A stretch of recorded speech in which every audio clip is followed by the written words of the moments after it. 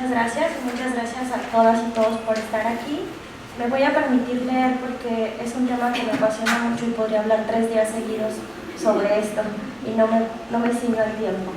Aletia ya presentó el título y voy a comenzar. A partir de los resultados de una investigación socioantropológica realizada en la frontera México-Chiapas-Guatemala, en donde trabajé con mujeres fronterizas, algunas con experiencia de trata sexual y otras insertas en el trabajo sexual de forma autónoma, voy a presentar desde la antropología feminista la existencia en México de un discurso hegemónico sobre la trata de personas y cómo este es operado por el Estado punitivo mexicano a través de las políticas de investigación. Para comenzar, voy a definir qué estoy considerando por trata de personas y por trabajo sexual, ambos elementos centrales en esta ponencia. Actualmente, la trata de personas está inscrita en un contexto de violencia de género generalizada y en un sistema social, político y económico voraz. La trata es una violación a la integridad, al ser y a cualquier derecho humano. Se ejerce por medio de diversas coerciones, engaño y violencias, con el fin de someter, esclavizar a los sujetos en diversos ámbitos, entre ellos el sexual, y para con ello obtener diversos tipos de ganancias, principalmente económicas. La trata de personas es también un tipo penal, elaborado a partir de definiciones internacionales contenidas en el Protocolo de Palermo. A estas definiciones y cifras generadas por organismos internacionales multilaterales es a lo que denomino discurso hegemónico de la trata de personas. El Protocolo de Palermo es el protocolo para prevenir, reprimir y sancionar la trata de personas, especialmente mujeres y niños, firmado en Palermo, Italia, por México en el año 2000. El análisis desde la hegemonía se vuelve vital para analizar las lógicas, sinergias y contradicciones que guarda un discurso mundial en materia de trata, el cual representa distintos intereses, reflejados en un importante antagonismo entre los feminismos, sobre todo en temas de comercio sexual, especialmente la pornografía y el trabajo sexual. Autoras como Jode Sema, Chantal Thomas, Julia O'Connor, Elizabeth Bernstein, Marta Lamas o Claudia Torres, entre otras, explican cómo este debate se tradujo en un protocolo enfocado mayormente en la trata sexual y con ambiguas definiciones semánticas de explotación y explotación sexual, conceptos que, al implementarse como un régimen de trata y de dirección política punitiva, está afectando a participantes autónomos de los mercados sexuales y a su posible regulación.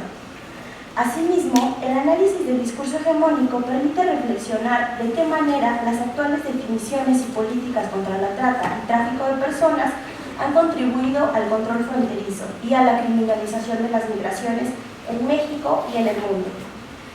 Si bien existe un consenso sobre la condena hacia las prácticas y realidades de la trata de personas, entre ellas la sexual, existen dos grandes discursos a debate y en disputa sobre los imaginarios de significación y la conceptualización de las prácticas sociales y contextos de la trata de seres humanos.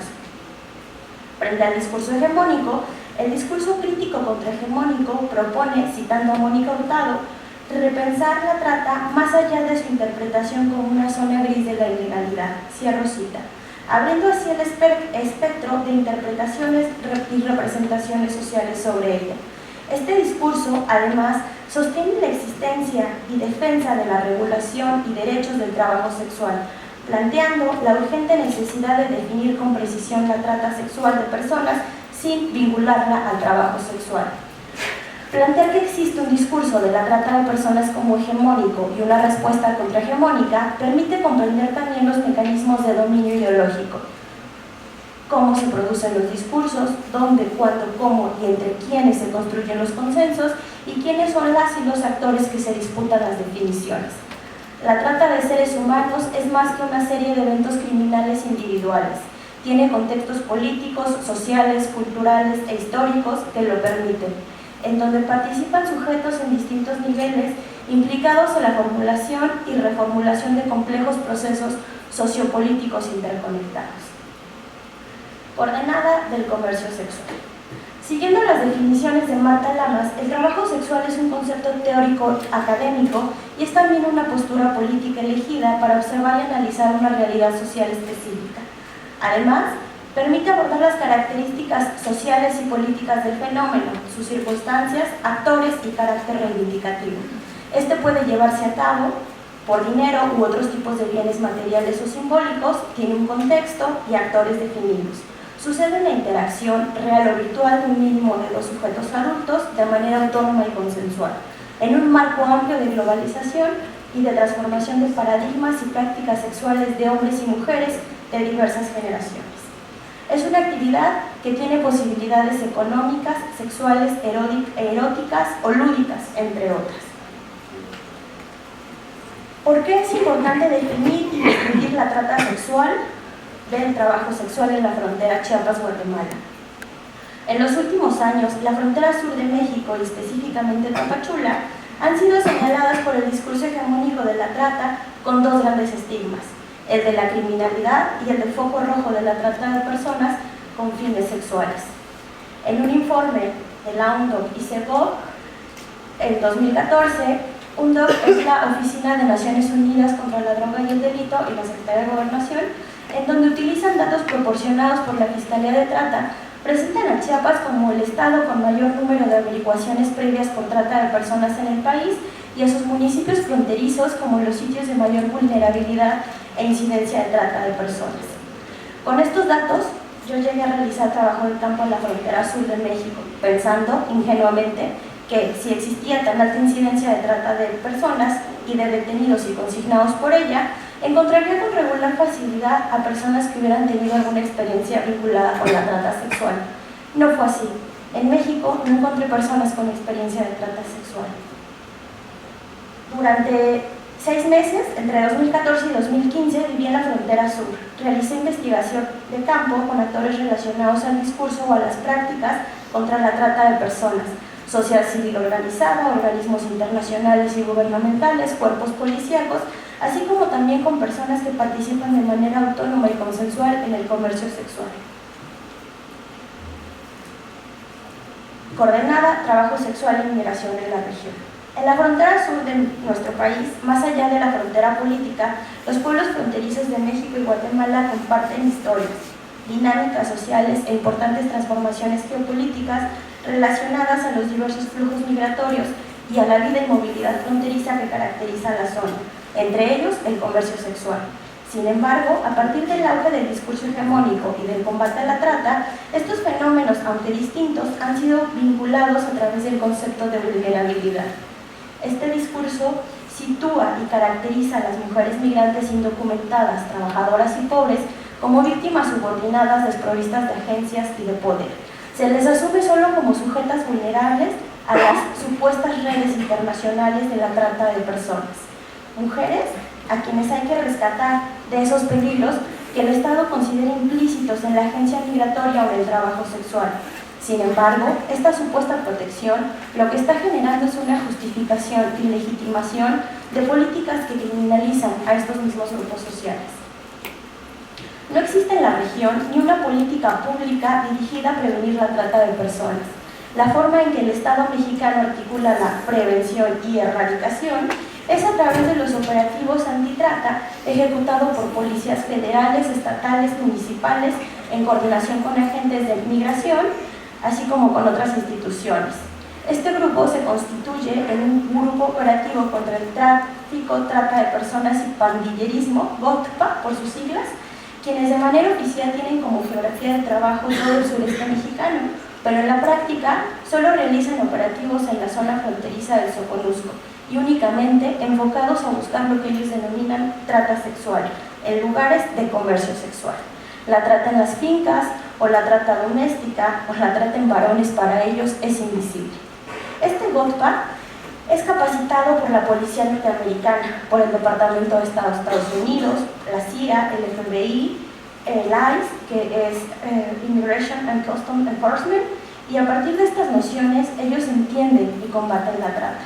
Para ilustrar un poco desde dónde opera el discurso en la región, voy a entrevistar lo que en entrevista el oficial regional al mando del operativo entiende como trata. Cito: la trata es cuando las chicas están en situación de vulnerabilidad, cuando se tienen que prostituir por sus condiciones, porque como ya te expliqué de dónde vienen huyendo, se refiere a Centroamérica. Entonces pues abusan de ellas y las ponen a prostituirse, a hacer esas cosas que les quitan su dignidad porque no les queda de otra. Como vemos, este grupo que se supone materializa la ley no tiene claro qué es la trata de personas. Para ellas y ellos, prostitución y trata significan la misma cosa.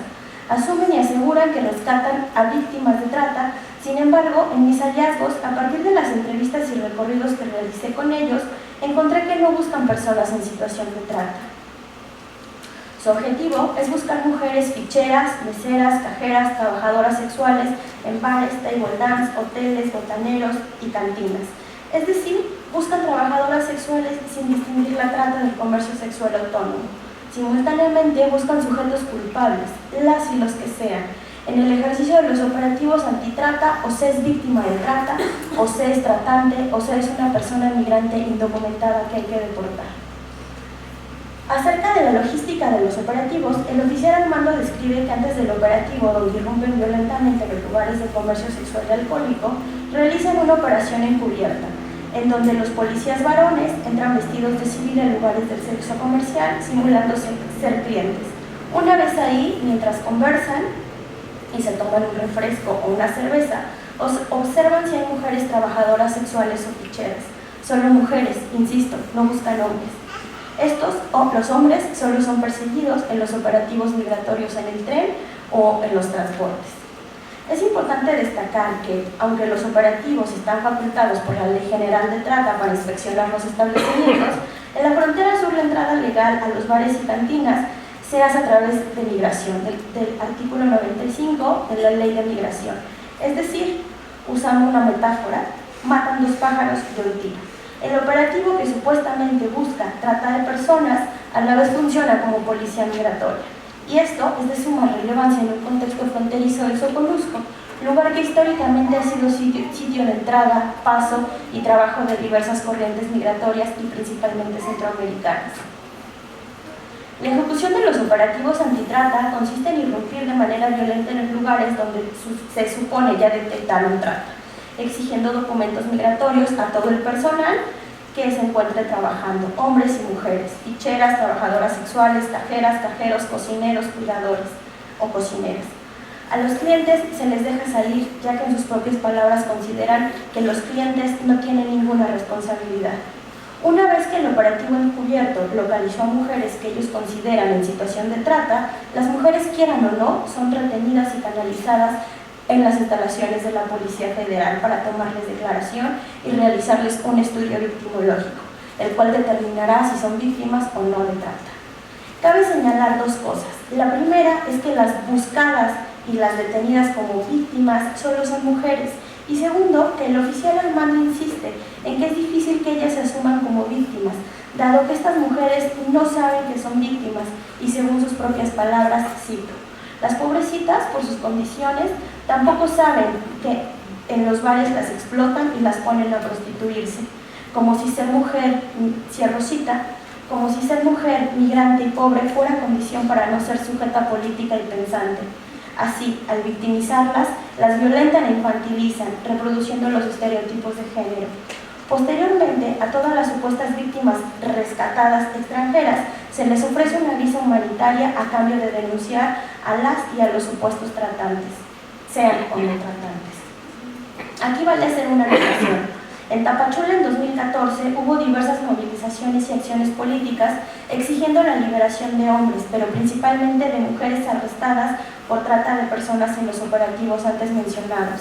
Se han realizado marchas, cierres de carreteras y huelgas de hambre para visibilizar que existen encarcelamientos irregulares de mujeres que trabajan en la industria sexual, no necesariamente en la prostitución, sino, como ya dije, meseras, encargadas o cocineras que han sido detenidas en los operativos y presas por el delito de trata sexual. Regresando a las visas humanitarias a cambio de la denuncia, este proceso de regulación migratoria dura mínimo 3 meses. Durante este tiempo, ellas tienen que permanecer encerradas e incomunicadas en los albergues dispuestos para ello. Una vez que aceptaron ser víctimas de trata, no pueden retractarse y quedan encerradas aún en contra de su voluntad. Esto, para una mujer jefa de hogar, es un gran conflicto. El no generar ingresos durante tanto tiempo tiene graves consecuencias, ya que su familia no deja de comer o de vestir. Y esto es decir, cubrir las necesidades básicas de su familia, lo cual no es atendido por el Estado, pero ese es otro tema de otra ponencia. Esta supuesta persecución de la trata tiene su correlato, las trabajadoras sexuales. Es posible asegurar que las personas que supuestamente han sido rescatadas, que acuden a denunciar, a vivir en los albergues una temporada y obtener a cambio su visa, no necesariamente han vivido trata. María, una salvadoreña interlocutora de mi investigación en la frontera sur, quien salió de un albergue para víctimas de trata donde vivió después de ser rescatada por un operativo en una cantina en Huehuetán, Chiapas, y quien obtuvo la visa humanitaria luego de denunciar al dueño del bar donde trabajaba, explica. Llegó la policía cuando nosotros estábamos en la cantina. Llegaron de sorpresa a hacer redada, como dicen ellos. Yo me acuerdo que estaba texteando y pues ahí nos agarraron. Éramos 3. María no estaba incomunicada. Al preguntarle a María cómo fue que llegó a la cantina, responde: yo por mi propia voluntad llegué, pasé el río por Tecún y luego me fui a Huehuetán a buscar trabajo. Lo encontré en la cantina Flores del Sur. Tenían un anuncio para mesera y me aceptaron. Ahí estuve como 4 meses hasta que llegó la policía. Ahí me pagaban 80 pesos diarios por atender mesas. Y no más, yo no me ocupaba ni fichaba, solo servía las mesas, de las 12 del día a las 10 de la noche. Ocupar en la región es un sinónimo de prostituirse. Le pregunto cómo es que supo que era o que fue víctima de trata de personas. Pues contesta: pues yo sabía que como no tenía documentos, lo que me hicieron fue trata de personas, porque me estaban explotando ahí en el negocio. María nunca estuvo encerrada, tampoco era prostituta, ni forzada ni autónoma, no era prostituta. Tampoco llegó engañada y sin embargo por el Estado fue una víctima de trata. Y ella accedió debido a los beneficios que esto significa para su vida transnacional. En el albergue le explicaron sobre la trata y las condiciones del encierro. Ella dice: me decían que yo estaba protegida por la fiscalía y que no nos dejaban salir porque no querían que nos pasara nada, porque yo no sabía, pero me dijeron que yo estaba por trata de personas, como víctima, pero pues yo no sabía que era una víctima de trata de personas. Y todavía no sé qué es, la verdad, pero sé que eso me pasó y por eso me dieron mi visa. A partir de esta evidencia empírica, es posible afirmar que la penalidad neoliberal que opera en la frontera sur a través de las leyes y políticas antitrata se está enfocando a castigar de manera individual a un sujeto varón criminal frente a la mujer victimizada, dicotomía que reproduce un modelo sexista y paternalista que confiere al Estado como protector de las mujeres. Y no todas las historias son como las de María. Hay trabajadoras sexuales que se niegan a victimizarse y que tienen muy claro en qué consiste la trata y en qué consiste el trabajo sexual. Brenda, una mujer guatemalteca de 26 años, trabajadora sexual, migrante en Tapachula, en unos cuantos párrafos que a continuación cito, resume y hace visible de qué manera el Estado margina, criminaliza y persigue en nombre de la seguridad nacional o de la violencia contra las mujeres o del combate a la trata. Y de qué forma las políticas carcelarias están intensificando, además de la marginación, la misma violencia hacia ellas, reproduciendo valores, estereotipos e invisibilizando las reivindicaciones, luchas y organizaciones de las mujeres trabajadoras sexuales. Cito lo que me dijo Brenda. Acá la autoridad mexicana confunde la trata. ¿Por qué cierran los hoteles? Si una anda al aire libre, desde que anda en la calle es libre. ¿Quién la anda poniendo a prostituirse a una? Nadie. Uno puede agarrar para donde uno quiera, y eso no es trata, y lo confunden. Y es pendejada, pues, que la agarren a una, ponle. La vez pasada estaba yo allá en el hotel una noche, ni estábamos adentro del hotel, porque en el hotel no te permiten estar adentro. Estábamos como a media cuadra. Vienen los policías, nos agarran, nos meten para adentro del hotel y nos toman foto. Foto que después fue publicada en los periódicos como rescate de la trata. Que nos habían agarrado ahí, dijeron, y eso no es así. Y todavía nos fueron a meter con los federales y nos decían: ustedes no están detenidas, ustedes son víctimas. Yo le dije: ¿víctimas de qué somos? Yo no soy víctima de nadie, le dije, yo ando en la calle libre. Víctima estoy acá porque dices que soy víctima y porque me tienes detenida, le dije yo. Ahí me doy cuenta de que ellos confunden la trata de personas, tal vez con las ganas de sacarle dinero a la pobre gente del hotel, y eso no lo deberían hacer. A partir del análisis de las críticas al discurso hegemónico de la trata y de la investigación empírica, es posible afirmar que el brazo penal del Estado, a través de los operativos antitrata, no está diferenciando entre ejercer el trabajo sexual y la trata de personas. Al contrario, están criminalizándola junto con las migraciones indocumentadas.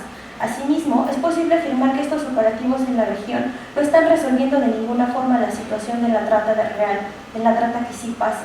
No buscan ni encuentran verdaderas personas en situación de trata, y menos aún contribuyen a resolver el problema de fondo, es decir, las dimensiones estructurales impulsadas por el sistema neoliberal y sus estructuras de producción de marginación social, desigualdades y exclusiones. Al contrario, las están reproduciendo. Con todos estos datos, cabe cuestionar las cifras que producen las oficinas de la Procuraduría General de la República sobre la trata de personas en Chiapas y con las que luego se construyen las cifras hegemónicas oficiales de la OIT o de la UNDO o del Departamento de Estado de Estados Unidos.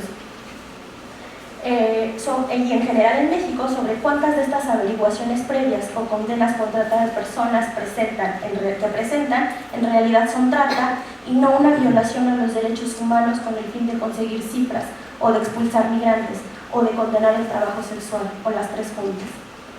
Finalmente, para cerrar, quiero pronunciarme, debido al contexto político, quiero pronunciarme a favor de reconocer y regular el trabajo sexual en la Ciudad de México. En la realidad social concreta existe el trabajo sexual y existen trabajadoras sexuales autónomas que en diversos países están organizando, incluyendo el Distrito Federal, ex-Distrito Federal. Están discutiendo y están interpelando al Estado por derechos laborales. Las trabajadoras sexuales argumentan también que ellas y ellos, desde sus lugares de trabajo, pueden convertirse en sujetas aliadas para localizar y combatir la trata. Ellas y ellos responden al abolicionismo como sujetas y sujetos políticos, con demandas legítimas que ni el Estado ni la sociedad, feminista o no, debemos ignorar. Muchas gracias.